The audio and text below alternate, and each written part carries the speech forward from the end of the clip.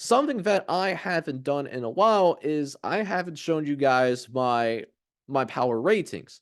Now, I want to point out that these are power ratings, not power rankings. Well, what's the difference?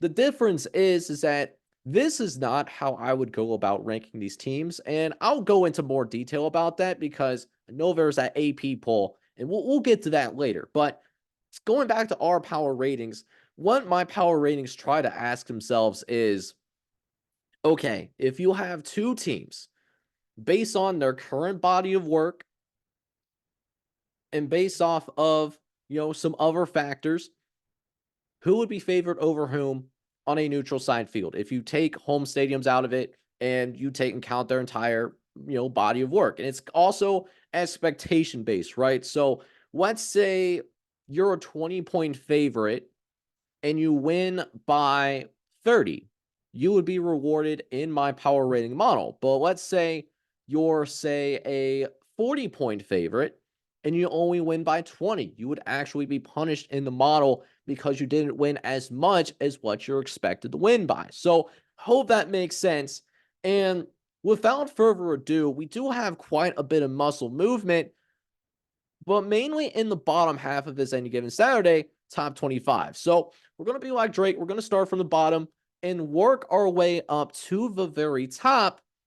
We are going to start with 25 through 21. And right away, we see quite a few changes. We had 5 new teams enter the any given Saturday top 25, dating back to before the beginning of bowl season, right after conference championships, to now the conclusion of conference championship weekend. And starting at number 25, we got Maryland. Maryland's going to sneak in here at number 25 to end the season. They were in a January bowl game. They did, not January, but they were in a late December bowl game. They were in the Music City Bowl against Auburn. Maryland looked very good against Auburn. Maryland won 31-13. It was a game that I thought Auburn was gonna win, and not only did Auburn fail to win, Maryland looked very impressive in their game against Auburn in that Music City Bowl. So, based off of that performance, they did sneak in here at number 25 in my any given Saturday rankings. On the flip side of that, though, we had Texas A&M. Now, Texas A&M was ranked in the top 20 going into bowl season. They're still in here, but they moved down 7 spots. They're down to number 24.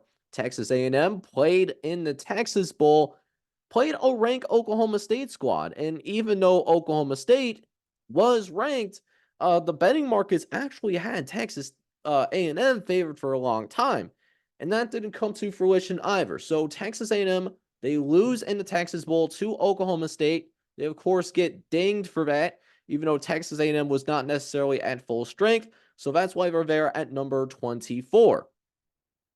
NC State lost to Kansas State, but they held their own in the Pop-Tarts Bowl. Duke in their bowl game against Troy. Did not expect Duke to win, to be honest, with the absence of Riley Leonard, as well as some other opt-outs.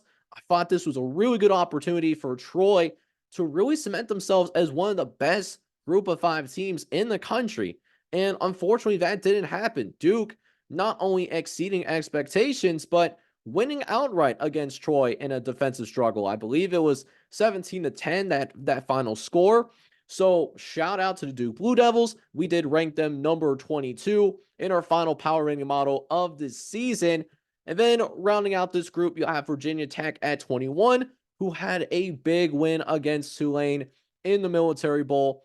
Really good second half for Virginia Tech. Could be one of those dark horses to possibly compete for the ACC with how strong Virginia Tech was in that second half of the season. Now, we'll keep it moving, and we're going to go into the top 20. And in this top 20, there is a couple of other major muscle movements, right? So Ole Miss was actually pretty down on in our model because even though they finished 10-2 in the regular season, we saw them play against Alabama. We saw them play against Georgia.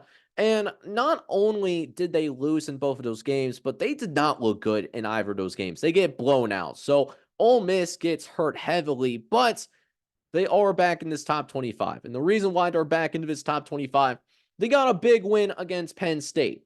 And Penn State had most of their offensive weapons intact. Nittany Lions had one of the best defenses in the entire country. Ole Miss embarrasses them in their bowl game. Ole Miss wins convincingly. So we got back to our right ways. We have Ole Miss as number 19. Maybe not as good as maybe a little bit more down than most of you would have Ole Miss. And we would certainly rank Ole Miss if we were actually ranking them. But in our power ratings, we do have Ole Miss at 19. Then Florida State. Listen, it was clear that Florida State was really not the same team that we saw for most of the season. And unfortunately, those key injuries happen. And Florida State, still working on building that depth. Florida State doesn't have that same depth as some of the other blue bloods in college football. But we know that Mike Norvell is the guy. Mike Norvell is the right man for the job at Florida State. Again, could be someone to watch out for that Alabama job. You really never know in this wild world of college football at this point. But Florida State, we did move them down 9 spots. And a big reason was because of that Orange Bowl performance. Yes, they had some opt-outs. But you could argue that at least their backups or their third-string guys were at least just as good as some of the non-conference opponents that Georgia went up against, like Ball State, Tennessee Martin is another example. Neither of those teams got blown out the same way that Florida State got blown out. It was embarrassing. You absolutely hate to see it. And it really killed a lot of sympathy that many college football fans had for Florida State. Because if it was at least a competitive game or Florida State won outright, at least you could argue that Florida State really deserved to belong. But losing by 60 points just doesn't do it. You lose sympathy with a lot of people when you do that. So it is what it is. But Florida State still had an excellent season of going 13-1. We ended up ranking them number 16 in spite of that Orange Bowl performance. Now, going into the top 15, we have Tennessee, a team that was also not ranked in our power rating model. But Tennessee kicks out Iowa. Iowa was ranked going into bowl season. That's not the case because Tennessee makes do of the Iowa defense. Granted, Iowa's offense consistently shot itself in the foot. We had a chance at Iowa offensive touchdown and intercepted in the end zone. So Tennessee makes quick work of Iowa, and so we moved them into our top 15. We have them ranked number 15 in the country. And then you see the other teams that are in this top 15, including Washington, Oklahoma, Missouri, and Alabama. Alabama had some close calls, but we would rank Alabama if we were ranking these teams. Again, these are power ratings. So that being said, here's a quick look at the top 10. Top 10, you got LSU, who won the ReliaQuest Bowl. Kansas State at 9, who won the Pop-Tarts Bowl. Penn State at number 8, they lost to Ole Miss in their bowl game. And Ohio State also lost to Missouri, but those are two very good teams. Arizona, is Arizona a dark horse to make the playoff next year? I think that should be a conversation that really could be had for 2024, given how effective Arizona was this season. The Big 12, at least the new Big 12 environment, is certainly navigatable. You don't have to worry about Texas. You don't have to worry about Oklahoma. You don't have to, at this point, worry about anyone that has a blue chip ratio of over 50%. So Arizona honestly could be a dark horse contender to make it into the college football playoff. And I haven't really seen that talked about enough. So keep it on the Arizona Wildcats. They had an amazing season. We have them ranked at 6. And then you got your top 5. Texas lost to Washington in the Sugar Bowl. Notre Dame won big in the Sun Bowl. Michigan, of course, is your national championship. But I would say that if there might be 2 other teams that even today would probably be favored over Michigan. Oregon, who had 2 close losses to Washington, but that was when Michael Penix had amazing games both times around. Then the Georgia Bulldogs got a big boost from that Orange Bowl victory. But I do want to point out that even though these power ratings give an idea of who would be favored over whom on a neutral side field, it doesn't replace the actual results on the field. So Georgia fans aren't completely wrong when they say that they would be favored over any team in the country today.